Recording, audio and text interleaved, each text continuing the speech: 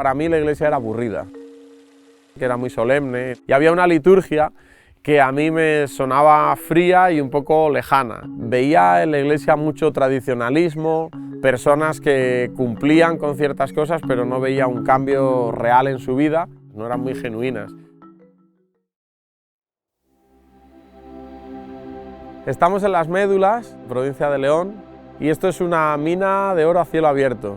Entonces esto lo descubrieron los romanos y se explotó durante el siglo I y cogían el oro y lo llevaban a Roma.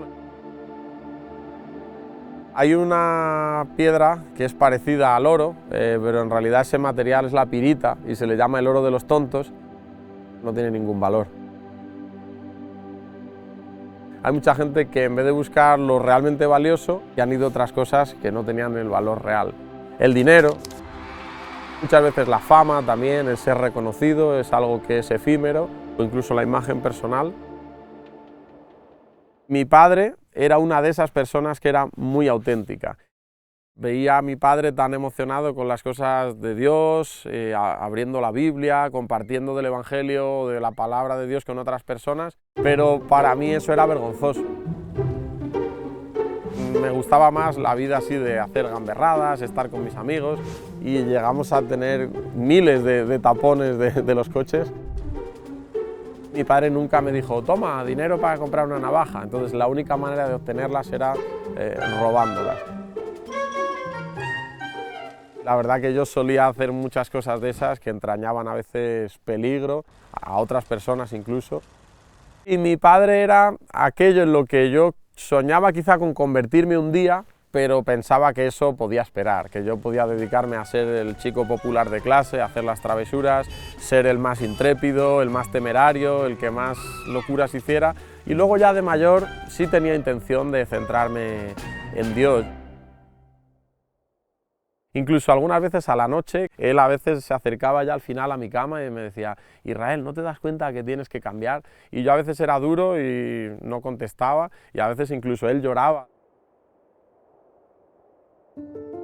Sí recuerdo la situación en la que mi padre me corrigió y luego descubrió que no había sido yo. Otras veces sí había sido, pero en ese momento mi padre recuerdo que fue y me pidió perdón. Sentí envidia porque dije, quizá eso es lo que tiene que hacer Dios en mi corazón, cambiarlo para ser como mi padre, que si se equivoca, que pide perdón, ¿no? Una de las cosas que hacía mi padre era, cuando ayudaba a una persona con problemas de adicciones, la llevaba a un centro.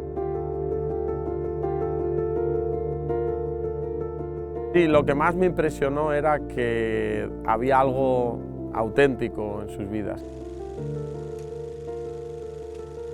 Aquí sí que esta gente parece que han encontrado el oro, parece que han encontrado al Jesús del que mi padre predica, ¿no? Y yo veía ese cambio de vida y de alguna manera sentía una envidia y yo decía, algún día yo también tendré que cambiar así.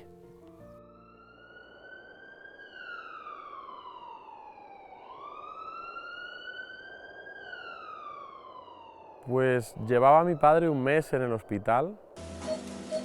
Y cuando entramos en la habitación había un montón de médicos, yo tenía 13 años, y mi madre me miró y me dijo, tu padre ya está con el Señor.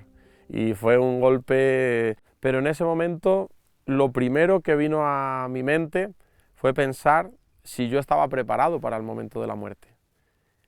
Y me di cuenta que yo no estaba preparado. Venían a mi mente un montón de imágenes de momentos en los que yo había hecho llorar a mi padre